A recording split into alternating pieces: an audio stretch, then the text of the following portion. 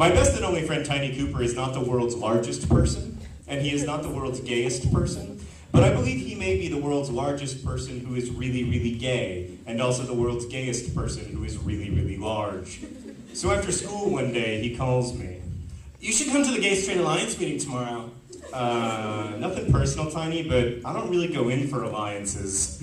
Anyway, you know my policy on extracurricular activities. No, I don't. Well, I'm opposed to them. Just the curricular activities are plenty. Listen, Tiny, I gotta go. My mom's on the other line. Not technically true. Actually, I need you to come because we have to get our membership numbers up. Our school funding is partly decided by meeting attendance. Why do you need money from the school? You've got your own house. We need money so that we can stage our production of Tiny Dancer. Oh, my sweet, holy God. What? Tiny Dancer is this musical, which was written by Tiny, and it's basically Tiny's slightly fictionalized life story, except it is sung. And it is I don't use this adjective lightly, but it is the gayest single musical in all of human history, which is really saying something. And by gay, I don't mean that it sucks. I just mean that it's gay. It's actually, as musicals go, quite good. I'm particularly fond of the song The Nose Tackle Likes Tight Ends, which includes the memorable couplet, "The locker room isn't porn for me, 'cause you're all too damn pimply."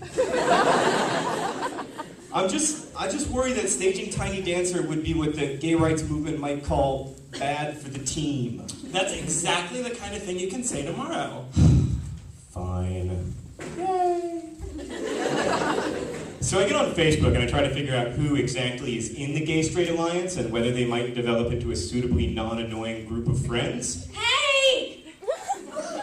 Hey. Sorry, that may have been inappropriate exclamation point use. That's funnier in text. But you did a nice job. I do what I can. No, it's all good.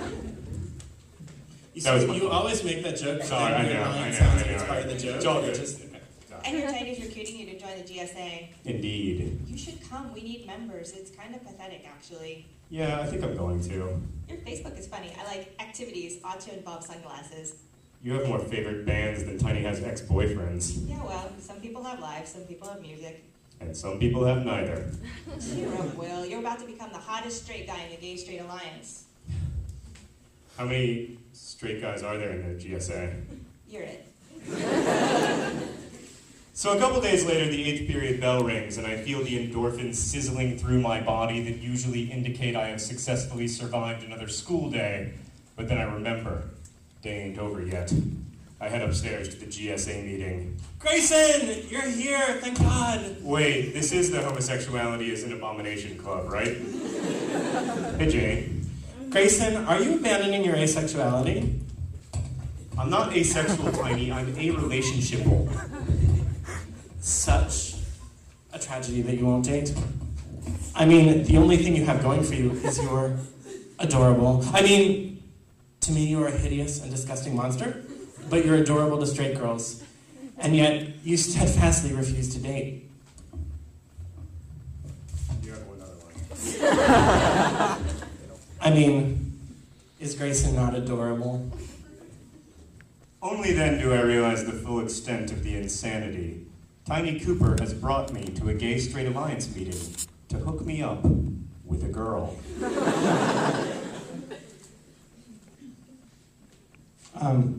You are straight, right?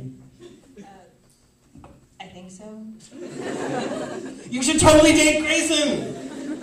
He thinks you're super cute. Are you there, God? It's me, Will Grayson. Dear God, I swear that I will take a vow of silence and I will move to a monastery and I will worship you for my remaining days if you just this once provide me with an invisibility cloak. Come on. Please. Invisibility cloak. Now. Ugh. Shortly thereafter, Mr. Fortson comes in with a few stranglers to start the meeting, at which point Tiny Cooper lobbies for the absolute essentiality of staging Tiny Dancer, and I continue to pray that I might somehow disappear. When the meeting adjourns, I cling to my desk a while as everyone else files out. Did you mean that, or were you just kidding? Why do you ask? I don't know. We just had a good time at the hideout, and I don't know. I wasn't kidding! Once I was sure everyone was gone, I got up. Tiny, of course, lay in wait.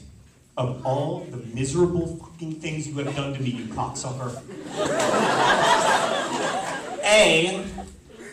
A, cocksucker is not an insult. And B, in my own case, tragically, it's not true. Whatever, Tiny. Listen, dude, she likes you. Oh my god, seriously? Seriously. That's even worse, Tiny. I don't like her, not like that. Why not? She's adorable. How would you know if she's adorable? I'm gay, not blind. Her hair's all poofy, and she's got a great nose. I mean, a great nose. And like what? What do you people like? Boobs? She seems to have boobs. They seem to be of approximately normal boob size. What else do you want? I realize this is not, like, boyish. I realize that, properly speaking, guys should only think about sex and the acquisition of it, and that they should run crotch first toward every girl who likes them, and etc.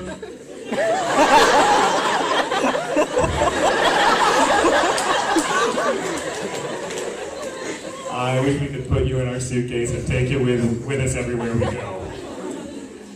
But the part I enjoy most is not the doing, but the noticing. Noticing the way she smells like oversugared coffee and the way she bites her lower lip. I can picture it, I don't have to look. I just want the pleasure of noticing these things at a safe distance. I don't want to have to acknowledge that I am noticing. I don't want to talk about it or do stuff about it. I just don't. What are you doing, Tiny? Who are you calling? Listen, so Grayson wants to take you to the Maybe Dead Cat show on Wednesday. Maybe get some dinner first? What do you say?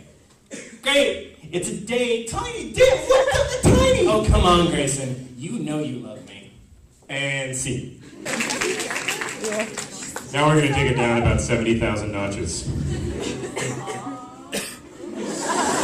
We'll take it back up. It's a sine wave. It'll come back up, that's right. Alright, so... Sine wave jokes. I've already forgotten that whole year of math. Do you want to... I would draw you one, but we don't have a PowerPoint. Come on, use your arms. No, I mean, become the sine wave.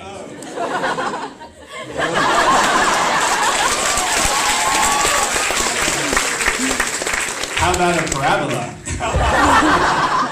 Oh, I was like, Go!